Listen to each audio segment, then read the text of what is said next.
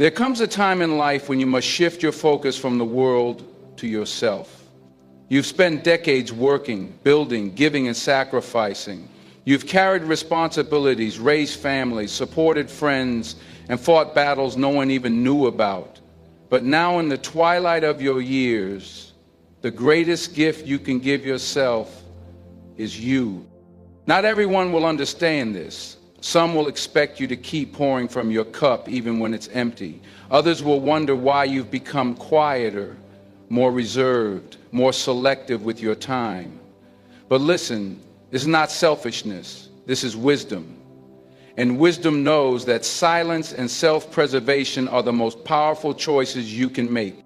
There is a power in silence that most people will never understand. In a world that constantly demands your opinion, your reaction, your validation, silence becomes a rare and valuable force. It is not weakness, it is the ultimate display of self-control. It is the ability to sit with your thoughts without the need to explain them. It is the wisdom to know that not every battle is worth fighting and not every insult is worth addressing. As you age, you begin to see the futility in arguments. You recognize that raising your voice does not raise your value, that proving a point does not always lead to peace. Some people will provoke you just to get a reaction, to test your patience, to pull you into their chaos. When you stay silent, you strip them of their power. You do not give them the satisfaction of seeing you unsettled, of seeing you lose your composure. Silence forces people to wrestle with their own words, their own actions, their own conscience. It leaves them to sit in the weight of their own negativity without dragging you down with them. Silence also protects your energy. There was a time when you may have felt the need to correct others, to set the record straight, to make sure people understood your perspective. But now you understand that your peace is worth more than their understanding. You are not obligated to explain yourself to those who have already made up their minds. You are not responsible for fixing the ignorance of others. Some arguments are nothing more than traps designed to exhaust you, to steal your joy, to lure you into emotional warfare. The moment you engage, you have already lost. But when you stay silent, you remain in control. There is also wisdom in knowing when to speak and when to be quiet. The loudest person in the room is often the weakest. They depend on noise to mask their insecurity, to prove their worth, to demand respect. But true strength does not need to be announced. It is felt. It is known. The strongest leaders, the most influential people, the most powerful minds, these are the ones who choose their words carefully, who listen more than they speak, who understand that their silence speaks volume. When you are silent, you give yourself time to think.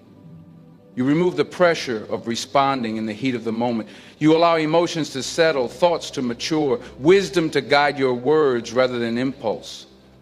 Many regrets are born from words spoken too quickly, from emotions that cloud judgment, from reactions that could have been avoided.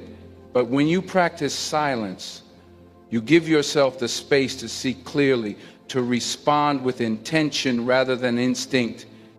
Silence also teaches you to be an observer. When you are not busy talking, you notice more. You pick up on details that others miss. You see people for who they really are, rather than who they pretend to be.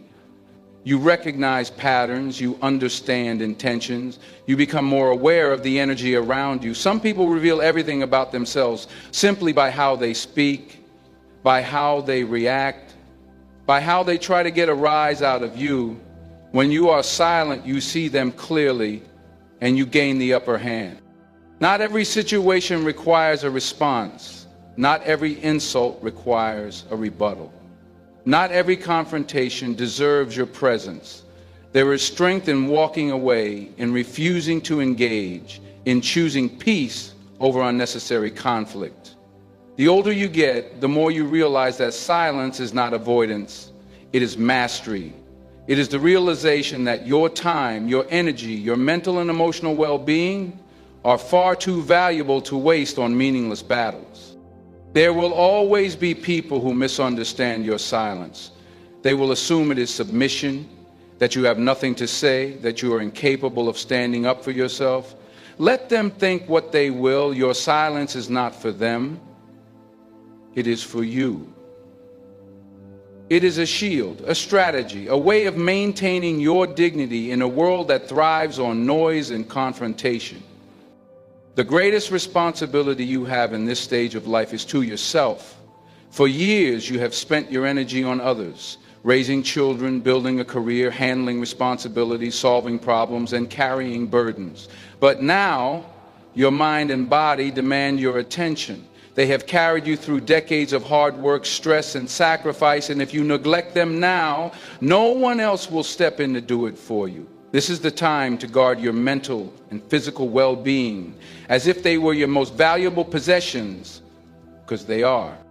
Your body is not as forgiving as it once was. The aches and pains that used to come and go now linger a little longer. The energy that was once abundant now requires careful management. You can no longer afford to abuse your health, to eat carelessly, to push yourself beyond your limits, assuming that your body will always recover.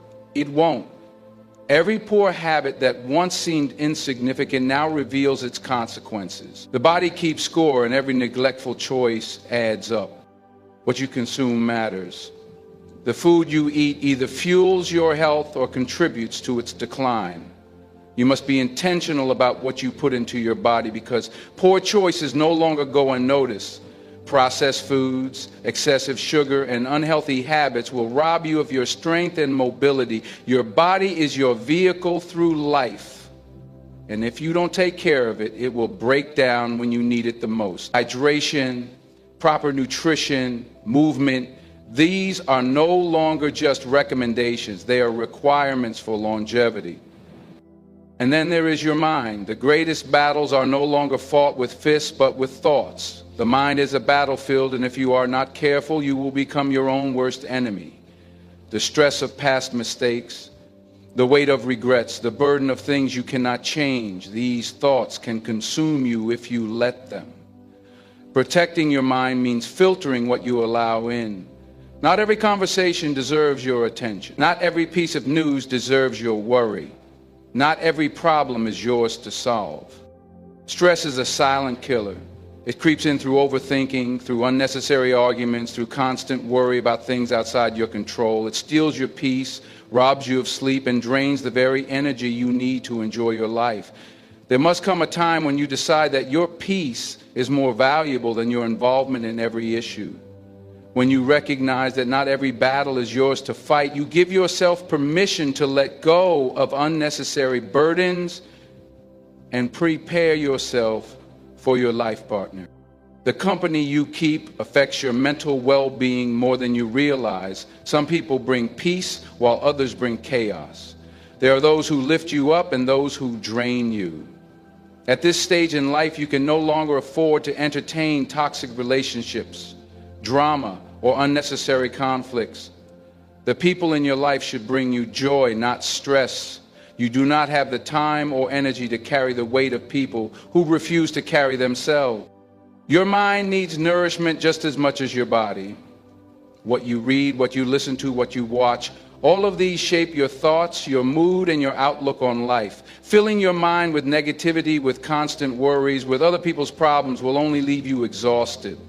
Choose what you feed your mind as carefully as you choose what you feed your body. Seek wisdom, seek peace, seek knowledge that enriches your spirit rather than drains it. There will always be demands, distractions, and responsibilities that try to pull you in different directions. But if you do not prioritize yourself, no one else will. You cannot pour from an empty cup. You cannot give to others when you are running on empty. Taking care of yourself is not selfish. It is necessary. The past has a way of holding on to you even when you think you have moved on. It lingers in the quiet moments, in the memories that surface unexpectedly, in the regrets that whisper in the back of your mind. It weighs you down in ways you don't always recognize, shaping your thoughts, influencing your emotions, and dictating your responses to the present. But there comes a time when you must decide, will you continue carrying the past or will you release it? Holding on to the past is like dragging a heavy chain behind you. Every step forward is harder than it needs to be. Every new opportunity is shadowed by old wounds. Every blessing is dimmed by the echoes of what was lost, what went wrong, or what could have been. But the truth is, you cannot change what has already happened. No amount of overthinking, no amount of regret, no amount of wishing things had been different will rewrite history. What's done is done. The only thing you can control now is how much power you continue to give it. Regret is one of the heaviest burdens a person can carry. The what ifs and if onlys can consume your mind if you let them. You might look back at mistakes you made, chances you didn't take, words you wish you had said or hadn't said. But regret does not serve you. It does not change the past. It only robs you of the present. Every second spent dwelling on what cannot be undone is a second stolen from what could be enjoyed now. The past may have shaped you, but it does not have to define you. Pain from the past has a way of embedding itself deep in the soul. Betrayals, disappointments, losses. They leave scars that do not fade easily. But there is a difference between remembering and reliving. Remembering means acknowledging what happened, learning from it, and moving forward. Reliving means reopening wounds that should have healed, allowing old pain to dictate your present. If you continue to dwell on what hurt you, you will keep yourself in an emotional prison, reliving pain that should have been left behind. People often hold on to anger as if it were a form of justice. They believe that by staying angry, by refusing to forgive, they are holding someone accountable. But in reality, anger only imprisons the one who carries it. The person who wronged you has moved on. They are living their life while you remain trapped in resentment. Forgiveness is not about letting them off the hook.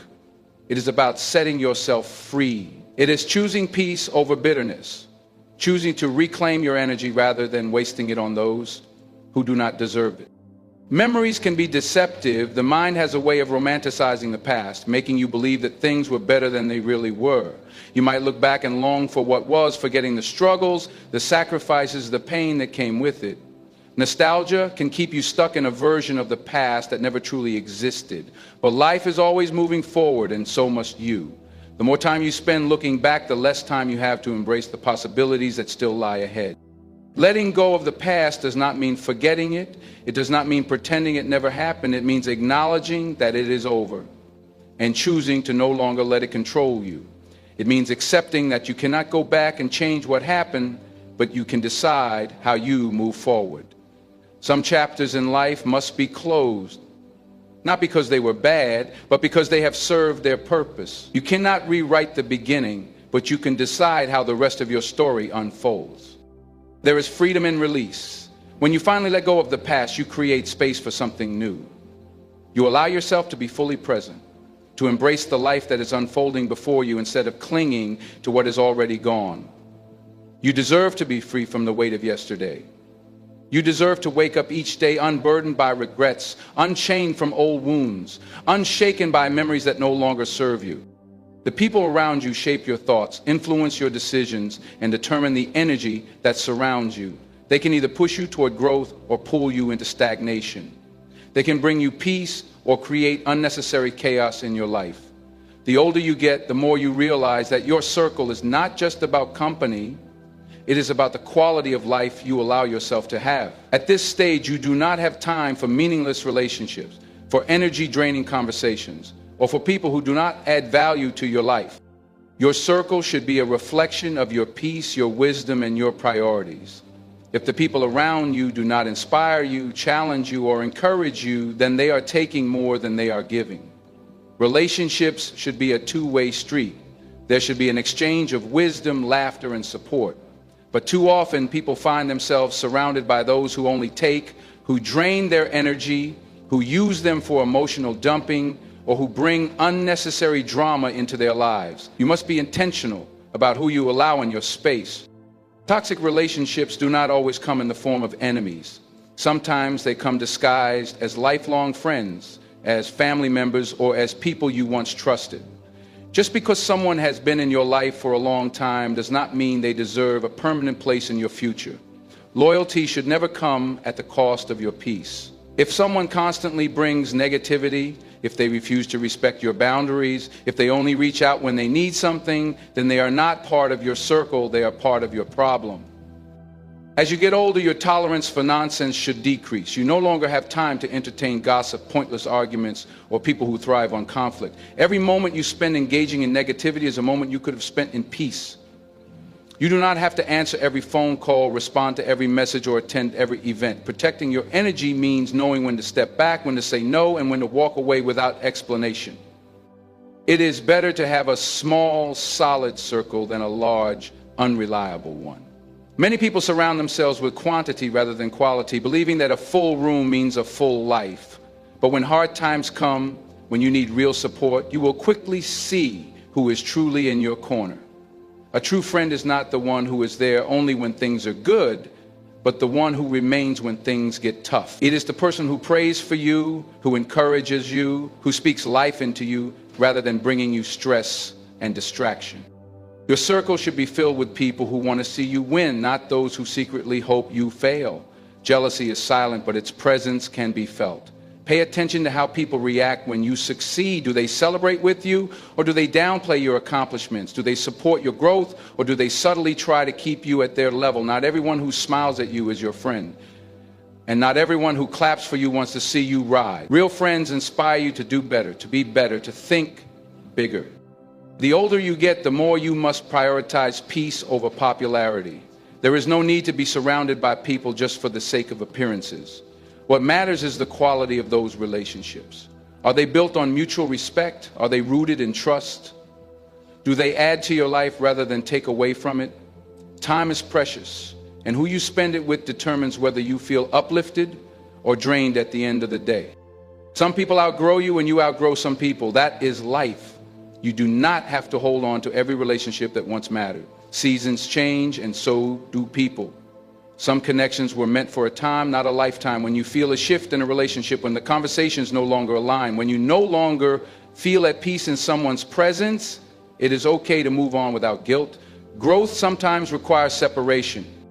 Choosing your circle wisely is an act of self-respect. It is a declaration that you will not settle for less than what you deserve. It is a decision to surround yourself with people who pour into you, who uplift you, who help you become the best version of yourself.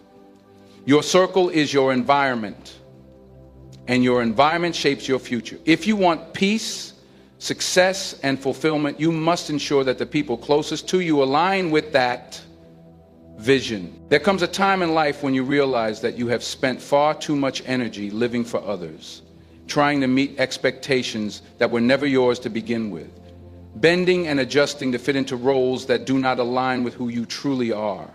From childhood, society teaches you to seek approval, to be mindful of what others think, to follow paths that are deemed respectable and acceptable. You are told to be a good child, a good student, a good worker, a good parent, a good friend.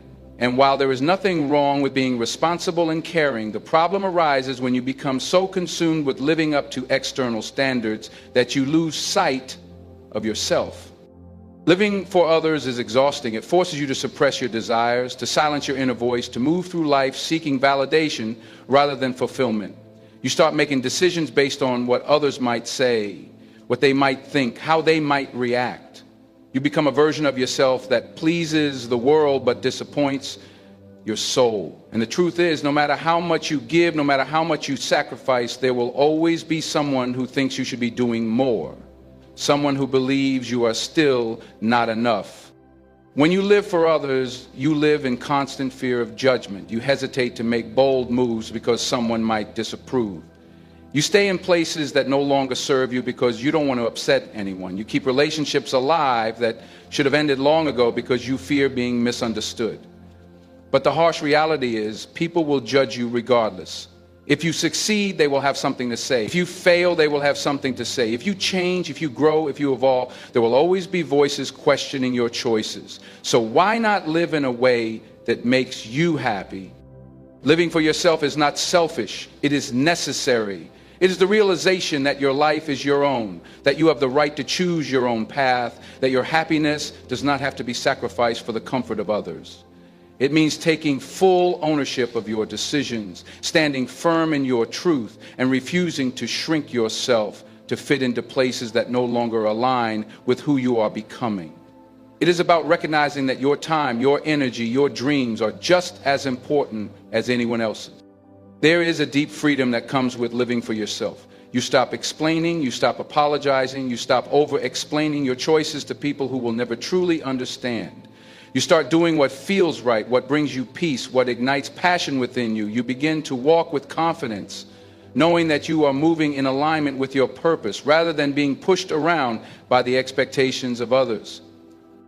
People will call you selfish when you begin to prioritize yourself. They will question why you no longer entertain meaningless conversations, why you no longer seek their approval, why you no longer place their needs above your own. But the same people who once needed you will continue living their lives if you were gone tomorrow. The world moves on, regardless of how much you have given. And that is why it is crucial to take control of your life, to live in a way that brings you fulfillment, to make choices that serve your well-being rather than draining. Living for yourself means understanding that you do not owe anyone an explanation for your peace. If something does not bring you joy, you have the right to walk away. If a relationship no longer aligns with your values, you have the right to let it go. If a career path does not bring you purpose, you have the right to change direction. You are not meant to stay in the same place forever. Growth requires movement, and movement requires courage. Many people reach the end of their lives with regret, not for the things they did, but for the things they did not do. They look back and realize they spent too much time worrying about opinions that no longer matter, too much time chasing approval from people who have long forgotten them. Do not let that be your story. Your life is yours alone, and the only person who truly has to live with the choices you make is you. When you start living for yourself, you stop waiting for permission. You stop seeking validation. You stop needing to be understood by everyone. You begin to move in a way that is unapologetic, in a way that is free, in a way that is deeply fulfilling. And in doing so, you discover a truth that many people never realize. You were never meant to live in the shadows of others' expectations. You were meant to live boldly, to live fully, to live without regret.